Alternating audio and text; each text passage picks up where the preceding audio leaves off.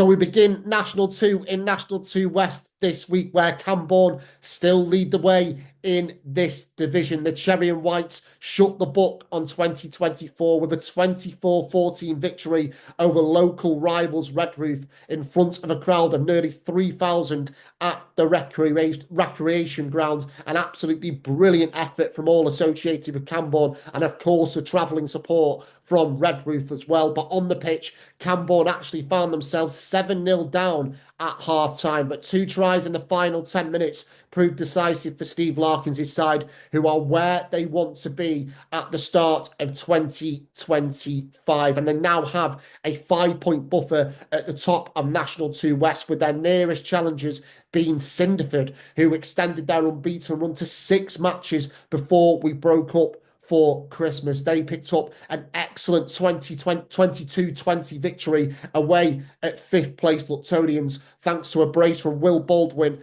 and a penalty from Harry Johnson. But there was a setback for possible title candidates Taunton Titans, who were the latest side to feel the full force of 6th place Hornets in round 14. Hornets continue to make movements up the table, and they actually entered round 14 unbeaten in 5 at the Nest, and they extended that record against the Titans with a 29-19 win, with Taunton departing Weston-super-Mare empty-handed. So a little bit of change, a little bit of movement towards the top of National 2 West before Christmas. So what it means for the table is, as we mentioned, Camborne do have that 5-point lead over Cinderford with a game in hand, which is actually against an informed Clifton, who are very much in the hunt in 3rd position. Down at the bottom, Exeter University gave themselves a shot in the arm before Christmas with an important 45-0 win over Devonport Services. That lifted Gareth Elliott's young side to 11th in the table, and they are now 4 points clear of the bottom 2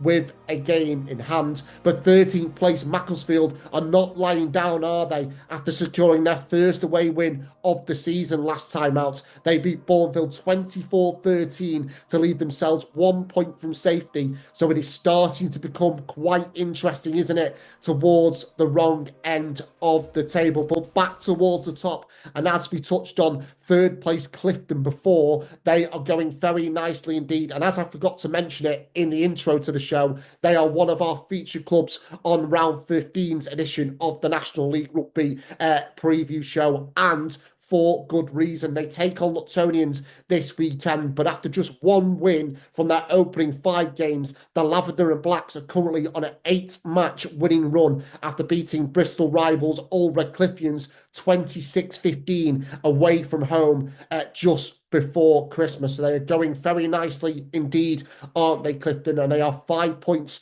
off Camborne, who they still have to play twice. But once again, in terms of the bigger picture, Clifton are right in the mix towards the right end of National 2 West. So ahead of this weekend's meeting with Luctonians at Station Road, we caught up with Director of Rugby Matt Salter and Head Coach Luke Cozens. Let's start with you, Matt, to begin with. Obviously, we've had a couple of weeks off due to the Christmas festivities, but back straight into it in National 2 West this weekend, with Clifton sitting 3rd in the standings, level on points with 2nd place Cinderford. But as we begin January and really get the second half of the season underway, Matt, is this where you guys, Luke, the coaching staff, wanted Clifton to be at this stage of the season? Yeah, I think, over the last few years, it's obviously clearly you have an idea of where your squad may be, but sitting there and definitely saying where you're going to be and where you're going to be at what parts of the season is always a difficult thing to do. I think leagues at our level, teams can change drastically from year to year, and I think you don't always know where you are or where the standings are probably until the first sort of 4 to 6 weeks. You get a feel for where teams are, the level of competition. Consistency is a difficult thing in this league because there's a lot of fluctuations that can happen. So I wouldn't say necessarily that we said we would be here where we are, but we felt we had a very strong squad. But with that, and there were new boys that came in, and how quickly we could gel and all those kind of things played a part. So I think we felt we'd be in a good position. We felt we have a strong squad. But ultimately, it was up to us to, 1, to gel them, and 2, to push them in the right direction. I think we're probably reasonably happy where we are, but ultimately probably the next 4 to 6 weeks will tell really where we are. We probably didn't appreciate how many new players we had early in the season, and we wanted a deeper squad because we know now at this level you can't just have 20 first team players.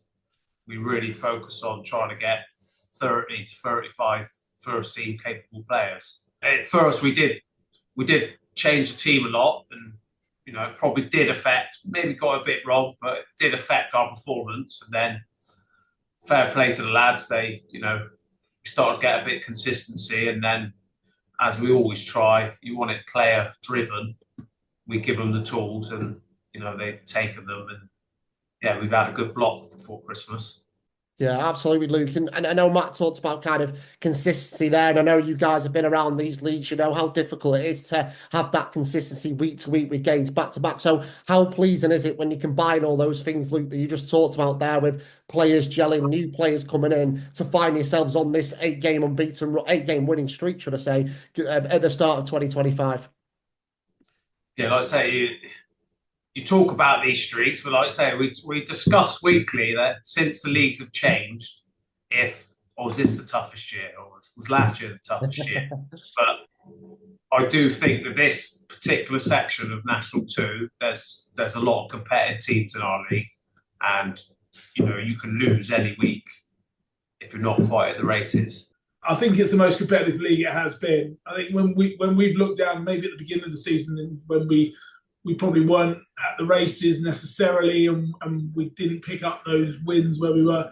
We looked at our squad and said, is our starting group vastly better than our starting group from last year? And probably we looked at it, we said touch and go, but maybe not. But probably towards the last few weeks, the depth of our squad has shown through. And I think that's what Luke sort of highlighted, that there are more gaps in the season, but the league is attritional. It is hard work. And this big block before Christmas, we've been in good shape going into those sort of Christmas games or the games in December. And that's where we've really sort of hit our straps. So, I think our strength in squad has been reflected in the last few weeks, which we're pretty happy with. Yeah, and Luke, looking at kind of the wider picture with Clifton, I know it says on the club badge that 1872, it's such an historic club to have in the national leagues. But if you're going to focus on the last few years, for example, it's a club that's been at the top end of National 2 West. It was a club that was at the top end of National 2 South. So can you give maybe viewers a bit of an insight into how you've been able to have that consistency, certainly over the last few years? Because people talk about a one club feel, people moving in the same direction, and it does feel like that potentially at Clifton. Well, I say we've got a bigger squad so we've got more depth, but to manage it, we could all say, one direction, like everyone wants to play. So it's been challenging in that aspect, but off the back of that, our second team have improved vastly. They got promoted last year, and they're currently in second place now. So that having those players dropping down, trying to jump back up, help raise the level. I think mainly we've also adopted sort of the attitude that there's a sort of the club are developing off the field, and by developing off the field, I mean that there's development plans here. There's 5,000 homes going in around here. There's some really exciting things going on. We moved here in 1976, and there was fields everywhere and nothing. Now you see, all these homes going in, and that's a real opportunity off the field to drive the club forward. And we sort of said 2 or 3 years ago that we want to take a group of players with us that will be there when that happens, because I think for a lot of players you can at the moment, and we see them move around clubs, move through a lot of clubs, but to actually do something with a club, and that's not always getting promoted, that comes from a byproduct of a lot of things, but to go on a journey with a club where they see the whole thing develop and change, we've said that we want a squad that have been here 5-6 years, that when the development finishes and we talk about what's the next 100 years for Clifton, those guys feel it's part of their club and they're part of this journey that we're going on. I think it's quite a nice thing. Yeah, absolutely. And I feel like that's probably a microcosm of the streak, the run that you guys have been on, as we mentioned, at the top 8 straight wins for Clifton, going into a big couple of weeks, well, a big second half of the season, starting with Luctonians this weekend. Luke, I know, sort of looking back through your form, Station Road has been very, very much a fortress for you guys. I think you only lost once in 2024 there. And I think Luctonians are only one of the sides to beat you inside of the last 14, 15 months at home. So what is it about Station Road that gets the best out of you guys? Like I say, we pride ourselves on trying to play a good brand of rugby, and the pitch is obviously massive.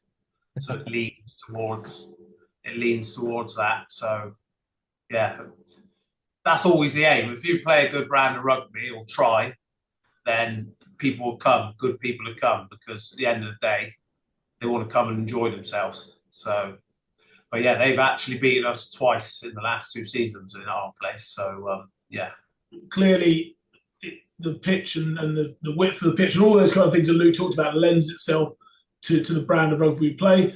I think there's a confidence about the boys when they play at home, but I also think, and this is, some will disagree and may agree, that obviously we've gone to 3 leagues at this level and National 2 West. That has meant that geographically a lot of clubs come here, they aren't too far away, and that brings a level of support, it brings atmosphere, it probably brings some sort of a commonality between a lot of the boys know each other a little bit and things like that, which really sort of brings a bit of spice to matches, which is quite nice. And I think definitely the boys feel that this is their patch, this is home for us, and we want to do well here. Yeah. And Luke mentioned it before, kind of Luctonians have been kind of a side who've been able to potentially get the better of you at home over the last couple of seasons. So are you expecting any different from this Luctonian side when they come to your place on Saturday? Not really. I think we see that they do a lot of things consistently well. And although a few players have moved on or gone different places, they reinvested in players. The players there still deliver that level of performance that we've seen from them. And they're a difficult team to break down. And I think that's where we've struggled a little bit in terms of how we break them down. And I think that's what one of our focuses this week is being specific to Luctonians, whilst obviously doing what we do and protecting our identity. We do need to look at how we potentially break Luctonians down, because they are a tough side, and that's where they've got us over the last couple of games, certainly here, but up there this season as well. Early in the season when we were struggling, they destroyed us probably at set piece, and just like Salt said, well drilled, low error count. But like, we use that as a marker now to see how our forwards have come on, etc. So, but yeah, this would be a good marker. I know it's straight after Christmas and it's always difficult, but this would be a good marker to say, where have we been and where have we got to? And following week also against Cinderford, who are very strong up front. As we probably sort of said at the beginning, the next 4 or 5 weeks really unfolds in terms of where we believe we can be. And by that, we've got a lot of players that we're mindful of investing in the squad in terms of exposure to first team level. It's trying to manage that throughout the season as well. Clearly, the next few weeks are very much our focus. And then post that, I think we got to look at what we do with the group for that last part of the season. And that will be determined by our success over the next 5 weeks. So big thanks to both Matt and Luke for their time on Tuesday night. Both hugely experienced operators, aren't they? And they both know just how competitive National 2 West is becoming. And yet again, this season is absolutely no different. But as we said, Clifton's home record is very impressive indeed. Throughout the whole of 2024, they lost just once at home against Cinderford. That was during this season. And before that, they only only other side to beat Clifton at Station Road was Luctonians back in November 2023. So it does seem to have all the elements, this game on Saturday between Clifton and Luctonians, to be a very decent contest indeed. And if you are around the Clifton area looking for a sporting fix on Saturday, I tell you what, Station Road isn't a bad option at all. So what else have we got to look forward to in round 15? Remember, this may have been recorded before postponements have been announced in National 2 West, but at the time of recording, one of Clifton's fellow title counterparts, Cinderford, are set to welcome Hinckley to Dockham Road. Cinderford have won their last 5 at home, while 10th placed Hinckley begin 2025 after a solid 46-14 victory over Loughborough Students last time out. Bottom of the table, Devonport Services will be looking for a response after 2 heavy defeats to end the calendar year. They entertain 8th placed Old Redcliffians, who have lost their last 3 games. Loughborough Students take on a high-flying Hornets. Hornets will be looking to translate their excellent home form onto the road, while the Students will be targeting back-to-back home victories, with Macclesfield's meeting with Exeter University falling foul to the weather. Table rivals Bourneville will have an extra incentive to hold their own slide down the table. Some narrow defeats in there, but it's no winning 6 for the Chocos, who go to 7th place Redruth, who they did incidentally beat back in round 3. And we finish with a mighty old battle at the top, with league leaders Camborne set to travel to 4th place Taunton Titans. What a fixture this is to kick off the new year. Taunton haven't lost at home all season, and a win for the Titans would blow the title race wide open, but Camborne will be in no mood for that to happen.